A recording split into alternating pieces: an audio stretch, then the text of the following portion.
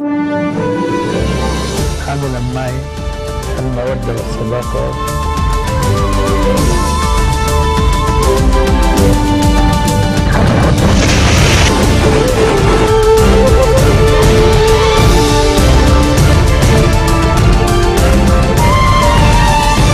Bonjour à tous, merci de nous rejoindre sur Futur TV pour cette nouvelle édition de la rédaction. Tout de suite les titres. L'installation d'équipements destinés à éloigner les oiseaux de l'aéroport a débuté à Costa Brava. Le dépotoir est responsable de la prolifération de volatiles dans le secteur, ce qui représente une menace pour la sécurité du trafic aérien. Michel Aoun est de retour au Liban après 4 jours de tournée dans le Golfe. Des visites positives et concrètes, a déclaré le chef de l'État. Les relations libano-saoudiennes sont revenues à la normale, a affirmé le président libanais. Le premier des débats de la primaire de la gauche en France, c'est ce soir. 7 candidats aspirent à représenter le Parti socialiste dans la course à la présidentielle. Tour d'horizon des prétendants dans ce journal. L'installation d'équipements destinés à éloigner les oiseaux a débuté à l'aéroport international de Beyrouth. La décharge est à l'origine de la prolifération de volatiles dans le secteur de Costa Brava, ce qui représente une menace pour la sécurité du trafic aérien. Le ministre de l'Environnement s'est rendu sur le site du dépotoir de Costa Brava. Tarek El Khatib a constaté que les oiseaux étaient surtout présents à l'embouchure du Razir qui jouxte certaines pistes d'atterrissage. Peu avant, le ministre des Travaux publics et des Transports, Youssef Fenianos, a annoncé que les travaux d'installation diffusant des sons de rapaces pour effrayer les mouettes ont été entamés dans le dépotoir et dans l'aéroport. De retour au Liban, après 4 jours de tournée dans le Golfe, Michel Aoun a exprimé sa satisfaction. Ses visites en Arabie Saoudite et au Qatar seront positives et concrètes, a déclaré le chef de l'État, qui a effectué son premier déplacement à l'étranger depuis son élection le 31 octobre. Nos relations avec les pays du Golfe, particulièrement avec l'Arabie Saoudite, sont revenues à la normale. La page des dysfonctionnements et des conflits dans la région est définitivement tournée, a ajouté le président libanais dans l'avion qui a décollé de Doha ce matin. Après plusieurs semaines de campagne, place au débat en vue de la primaire de la gauche en France. 3 confrontations en une semaine sont prévues. La première a lieu ce soir sur TF1. Tour d'horizon des 7 candidats avec Florence Thomazeau. Ils sont 7 au total à se préparer pour le premier débat de cette primaire. 4 anciens ministres de François Hollande, Arnaud Montebourg, Manuel Valls, Vincent Peillon, Benoît Hamon. 3 d'entre eux ont lancé leur propre courant, issu du PS. La radicale de gauche Sylvia Pinel et les 2 écologistes François de Rugy et Jean-Luc Benamias. Manuel Valls, dans cette course à la présidentielle, incarne l'aile droite du PS et assume pleinement la politique menée aux côtés de François Hollande. Arnaud Montebourg, qui fait partie des frondeurs, a un cheval de bataille, le travail. La société du travail en laquelle il dit croire par-dessus tout. Il est hostile à la mesure phare de Benoît Hamon, à savoir le revenu universel. Hamon, frondeur aussi, défend une ligne résolument sociale, surtout sur le plan économique. L'ancien ministre de l'Éducation, Vincent Peillon, ne pensait pas se porter candidat. C'est le retrait de François Hollande qui l'a poussé à se jeter dans la bataille. Lui se définit comme progressiste. Sylvia Pinel, seule femme candidate, la plus jeune aussi, elle a 39 ans, est une radicale de gauche qui prône un programme libéral avec de nouveaux droits sociaux. Jean-Luc Benamias, écologiste, veut lancer un nouveau modèle de société basé sur les principes du développement durable. Idem pour François de Rugy, vert aussi, qui se présente comme un petit candidat avec un grand projet. Son objectif, obtenir une production d'électricité à 100% issue d'énergie renouvelable d'ici à 2050. Les scrutins des 22 et 29 janvier seront ouverts à tout le monde.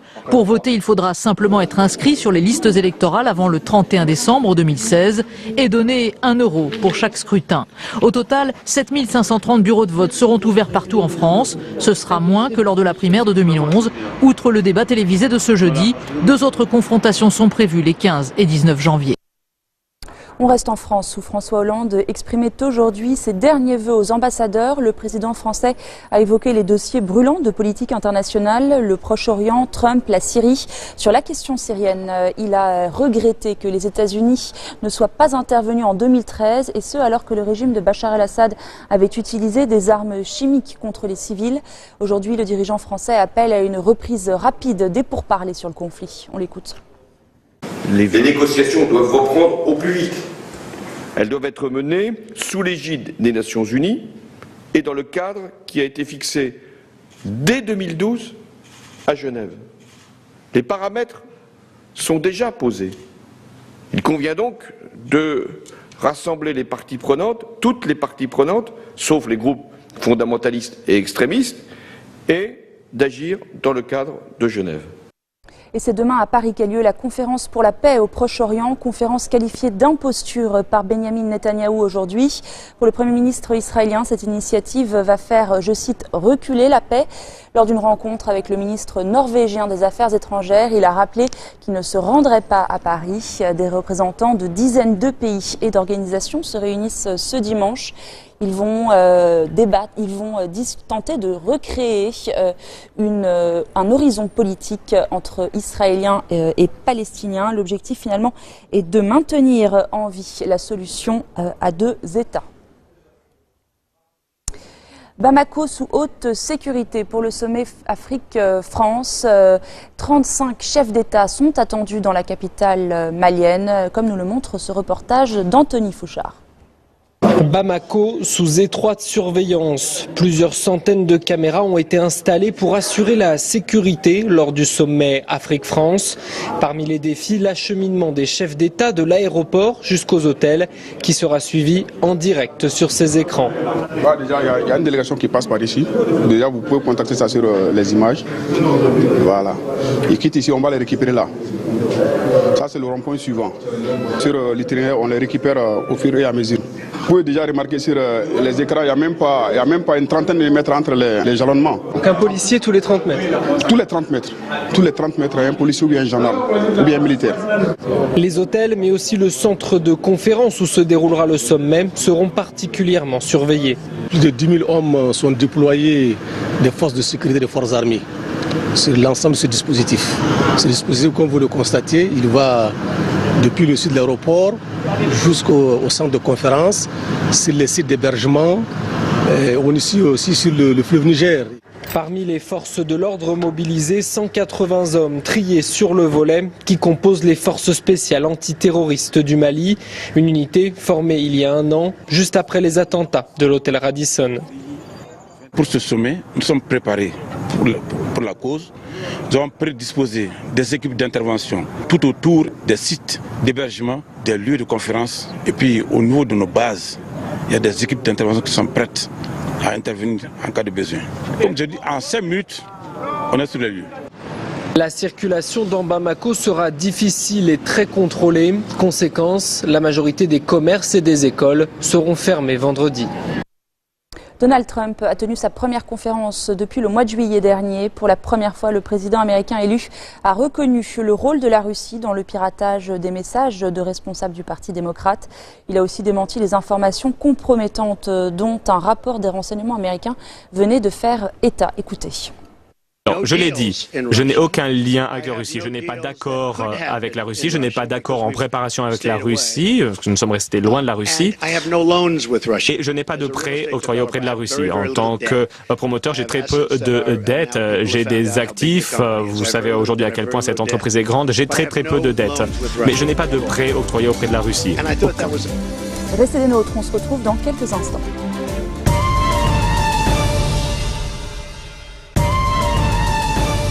En Irak, l'offensive de Mossoul a poussé de nombreux civils à fuir. Plus de 125 000 Irakiens ont quitté leur foyer depuis le 17 octobre dernier. Des camps de déplacés ont été aménagés à l'est de la ville de Mossoul. Noémie Roche nous en dit plus. Ce camp de déplacés a été installé il y a moins d'un mois à l'est de Mossoul. Il abrite déjà plus de 10 000 personnes. Pour les prendre en charge, cette unité de soins mobiles a été mise en place par l'Organisation mondiale de la santé. Mais c'est l'unique structure de santé du camp. J'attends pour avoir un traitement, mais je ne sais pas si je vais réussir à l'obtenir. Je suis là depuis 6 h du matin parce que ce camion n'est là que jusqu'à 13 h. Et il partira, même s'il reste des patients qui attendent à l'extérieur. Une situation que déplore également le personnel soignant. À l'intérieur du véhicule, les visites s'enchaînent. Mais malgré leur bonne volonté, les médecins sont limités. C'est sûr que nous avons beaucoup de pression. Nous manquons de médicaments de plusieurs types, surtout ceux pour lutter contre la gale et contre les allergies. Nous n'en avons tout simplement pas.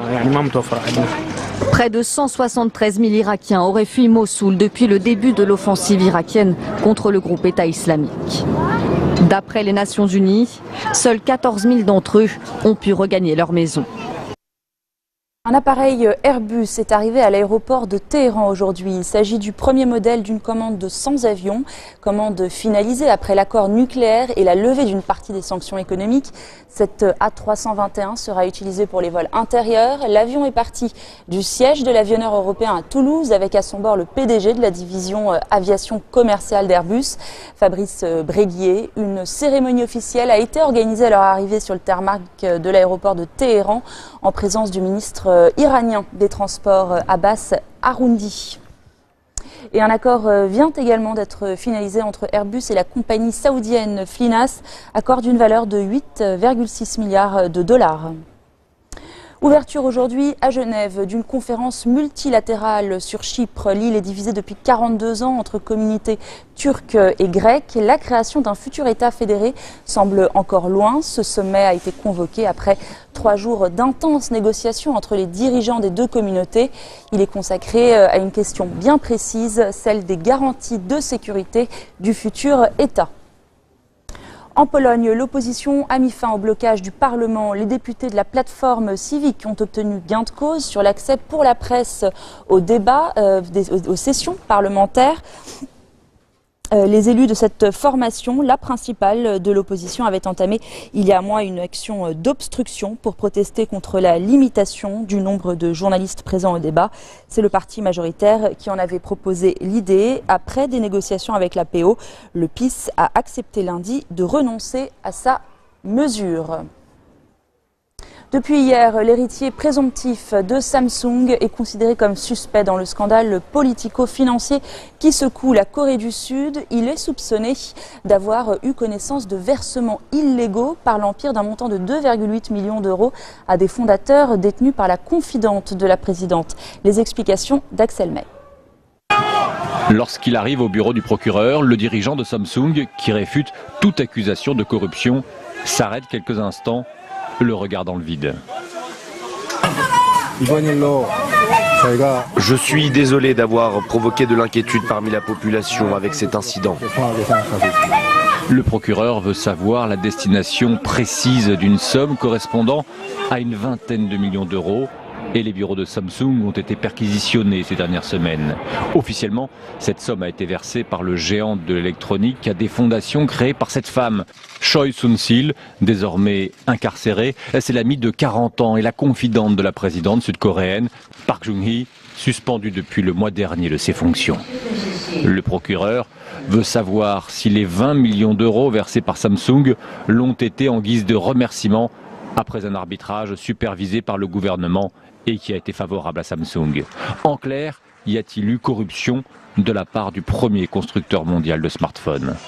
Mais comme l'a rappelé le représentant du procureur, il n'est pour l'instant pas officiellement inculpé. Concernant une éventuelle accusation de détournement de fonds et de faute professionnelle, je ne peux pas confirmer clairement l'accusation, même si elle est à l'étude. Ce scandale politico-financier qui touche d'autres groupes industriels sud-coréens a en tout cas fait descendre la population dans les rues, dans d'immenses manifestations. Et début décembre, le Parlement a demandé à une écrasante majorité la destitution de la présidente Park. Les accusations concernant Samsung et son dirigeant pourraient coûter très cher au conglomérat qui tentait déjà de rassurer les marchés après le fiasco du Galaxy Note 7, ce téléphone dont la batterie peut prendre feu. Et c'est la fin de cette édition. Voici le rappel des titres qui ont marqué l'actualité de cette journée. L'installation d'équipements destinés à éloigner les oiseaux de l'aéroport ont débuté à Costa Brava. Le dépotoir est responsable de la prolifération de volatiles dans le secteur, ce qui représente une menace pour la sécurité du trafic aérien.